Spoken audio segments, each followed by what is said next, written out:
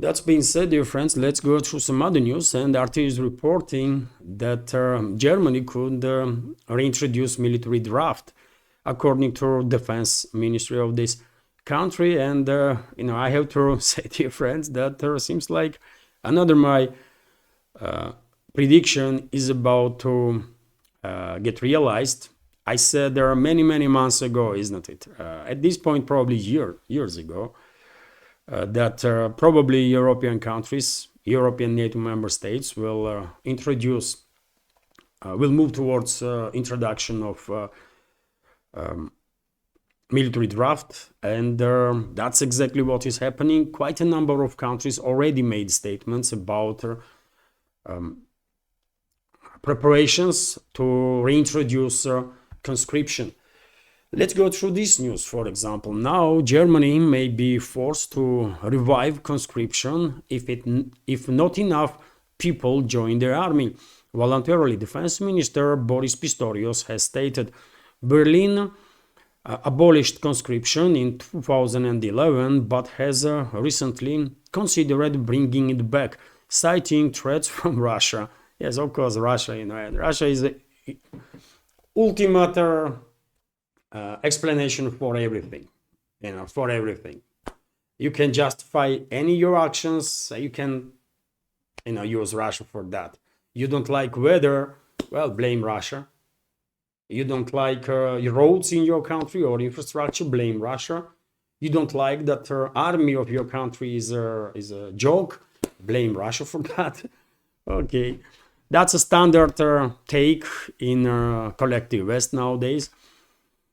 But anyways, according to broadcaster NTV, the Social Democrats and Chancellor Friedrich Merz, Christian Democrats, agreed in their coalition deal to introduce the so-called Swedish model, which combines selective, mandatory and voluntary service. We have agreed that we will initially rely on voluntarism service that is initially voluntary and intended to encourage young people to serve their country, Pistorius said in an address to a Bundestag on Wednesday. And we have quote here, and I say this quite deliberately and honestly. The emphasis is also on initially, in case we cannot recruit enough volunteers, he added.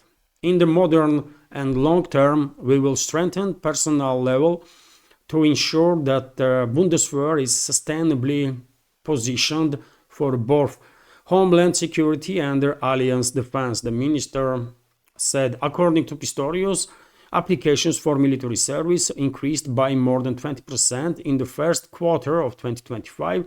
Germany plans to raise the number of active soldiers from 180,000 to over 200,000 by 2031.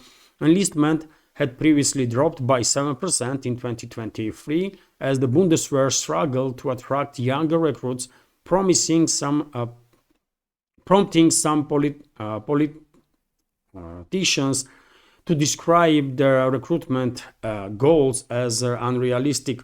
Although Germany has supplied Ukraine with heavy weapons, including Leopard 2 tanks, Berlin denies that their country is directly involved in the conflict with Russia.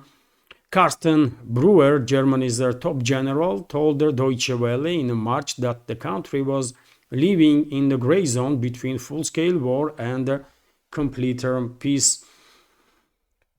Okay, during the visit to Lithuania in January, Pistorius claimed that Russia could prepare its army for a theoretical attack on NATO in 2029 or 2030. And of course, Moscow has denied any plans to attack NATO member states and accused Berlin of dangerous escalation after Merz voiced support for supplying Kyiv with the Taurus long-range cruise missiles.